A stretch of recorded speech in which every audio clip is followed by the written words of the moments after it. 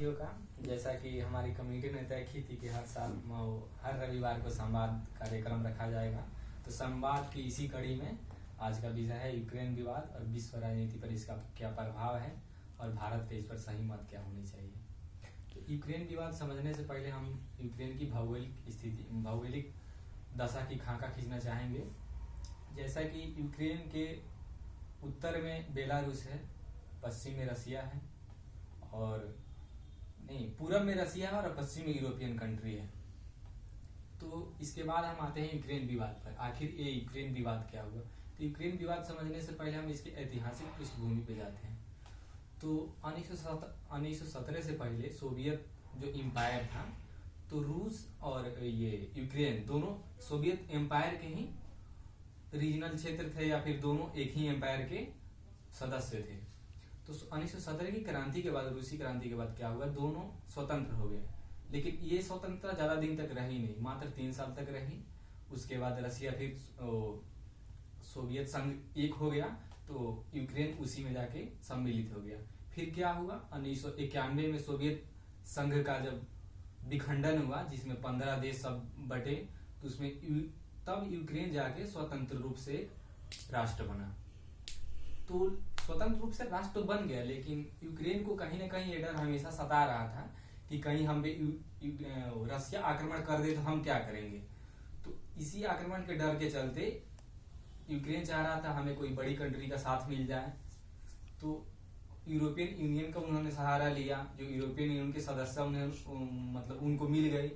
फिर उन्होंने चाहा नाटो के सदस्यता लेने के लिए, तो नाटो की सदस्यता उन्हें उतनी आसानी से मिल नहीं पाई, जो अभी तक विवादित है और अभी तक उसके लिए यूक्रेन प्रयासरत है।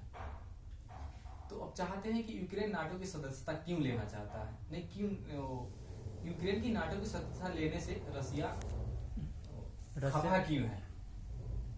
तो बात ये है, जब 1939 से 1945 के बीच में दूसरे विश्व युद्ध हो रहे थे, तो यूक्रेन का ही एक ऐसा क्षेत्र था जहां से जब रसिया पर वार हो रहा था, तो यूक्रेन का ही ऐसा क्षेत्र था जहां से रसिया अपने आप को संभाले हुए था। तो सामरिक महत्व से रसिया के लिए यूक्रेन काफी महत्वपूर्ण है। और जैसा कि हमने बताया कि 1917 से पहले दोनों एक ही राष्ट्र सोवियत एम्पायर थे। तो 17 या 18% लोग, एक डाटा के अनुसार ऐसा आया है कि जिनकी नेशन वाली भावना रसिया के साथ ही जुड़ी हुई है। तो एक प्रकार से व्लादिमीर पुतिन का वो कथन भी था कि यूक्रेन का रसिया से अलग करना ये है कि शरीर से अपने धड़ को अलग कर देना। तो एक इमोशनल जुड़ाव भी उन लोगों के पास है और सामरिक महत्व भी है। अब हम देखना चाहते हैं कि वैश्विक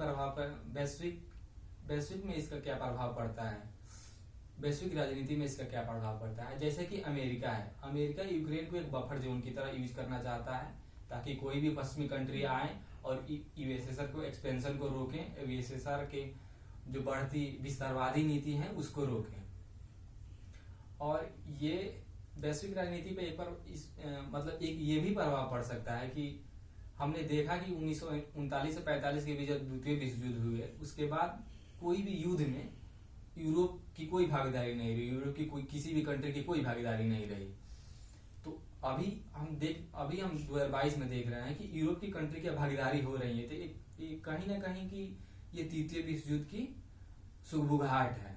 जैसा कि देख रहे हैं कि हम लोग पूरी विश्व 2 धड़ल्ले में बट गया, एक तरफ यूएसएसआर और चाइना, और एक तरफ देख रहे हैं अमेरिका और यूरोपियन कंट्री, रूस, जर्मनी, ब्रिटेन और फ्रांस और ये यूक्रेन। तो कहीं ना कहीं ये तृतीय विश्व युद्ध की सुगबुगाहट है। और भारत पर इस पर क्या प्रभाव पड़ेगा। जैसा कि हम देख रहे हैं कि यूएसएसआर हमारा काफी अहम पार्टनर है। डिफेंस सेक्टर में 60% वेपन्स जो हैं वहां से ही एक्सपोर्ट होते हैं, मेक इन इंडिया होने के बावजूद भी। और यूक्रेन, जैसा कि पिछले साल का एक डाटा है, 1.08 मिलियन सनफ्लावर ऑयल का हमने इंपोर्ट किया था, जिसमें से 78% केवल यूक्रेन से हमने किया था। अगर यूक्रेन रसिया का गुलाम हो जाता है या फिर उसमें विवाद कुछ पड़ जाते हैं, तो फिर तेल के दाम महंगे होंगे, तो हमारे बजट पर भी प्रभाव पड़ेगा। और ये बजट पर भी प्रभाव पड़ेगा।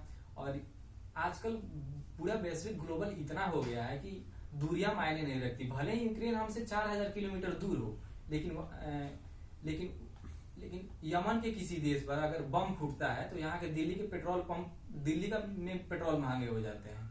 तो वैश्विक प्रभाव इसका एक ये भी है। और यूक्रेन में हमारे 20,000 से ऊपर मेडिकल स्टूडेंट भी फंसे हैं, तो उनके लिए लेके भी सिक्योरिटी कंसर्न है। और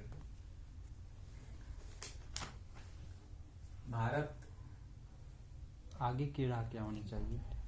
और आगे की राह ये होनी चाहिए, जैसे हमने केवल रसिया के साथ अपना वो संबंध बताया, और अमेरिका के साथ भी हमारा संबंध काफी अच्छा है। जैसे कि हम देख रहे हैं कि एफटीए में या फिर इकोनॉमिक पार्टनरशिप में अमेरिका के साथ हमारी भागीदारी बढ़ रही है। अमेरिका भी हमारा सपोर्ट करता है। जैसे पिछली साल हमने देखे तो क्वाड की जो बैठक हुई थी वाशिंगटन डीसी में, जो प्रधानमंत्री मोदी गए तो इनका भी काफी अच्छा से स्वागत किया गया, और काफी इकोनॉमिक या फिर सैनिक भागीदारी में भी काफी सारी बातचीत चली। तो अमेरिका भी हमारा काफी अच्छा दोस्त है। और जैसा कि हमारा विश्व में सबसे ज्यादा किसी के साथ दुश्मनी है, ईर्ष्या है, तो चाइना के साथ है। अगर ये युद्ध में तब्दील हो सकता है, हो जाता है वैश्विक राजनीति, तो फिर रसिया चाइना के साथ जुड़ जाएगा, जो कि कहीं ना कहीं हमारे लिए खतरा है, क्योंकि रसिया हमारा काफी अहम पार्टनर रहा है। जब चाइना के साथ जुड़ जाएगा तो वैश्विक राजनीति में एक बात मानी जाती है, आपके साथ किसी के साथ कितना भी इमोशन हो, अगर किसी दूसरे के साथ उसका आर्थिक संबंध है तो अपने आर्थिक संबंध को सबसे ऊपर रखेगा। तो रसिया कहीं ना कहीं ये बात उस समय सोचेगा कि भारत के साथ हमारा सिर्फ ऐतिहासिक पृष्ठभूमि या फिर जो भी है, लेकिन इसके साथ तो हमारा व्यापार है। क्योंकि रसिया का भी व्यापार, जब युद्ध होगा तो यूरोप के साथ जो उसका गैस एनर्जी जाता था तो यूरोप वाली कंट्री नहीं लेंगे, या फिर अपना अलग विकल्प जब तलाश लेंगे तो रसिया का मार्केट कौन पड़ेगा? रसिया का मार्केट सिर्फ चाइना पड़ेगा। तो चाइना में अपना गैस सप्लाई करने के लिए, चाइना जब उसका मार्केट हो जाएगा तो चाइना से उसका आवभगत बहुत ज्यादा हो जाएगा, जिसका इफेक्ट हम यहाँ पर क्या देख सकते हैं कि भारत और चाइना के कॉन्फ्लिक्ट में अक्साई चीन, फिर दबदबा बढ़ जाएगा उसका। जो बेल्ट रोड इनिशिएटिव बन रहा है उस पर चाइना के ऊपर भी तो ज्यादा बन जाएगा। तो हमारी राह यही होनी चाहिए कि भारत अतीत से ही हस्तक्षेप की नीति अपनाते आ रहा है। जैसा कि यूनाइटेड नेशन सिक्योरिटी काउंसिल में अभी अमेरिका मीटिंग करने की बात कर रहा था 10 देशों की। 15 देश उसमें होते हैं, जिसमें 10 अस्थायी और 5 अस्थायी, अभी भारत अस्थायी है।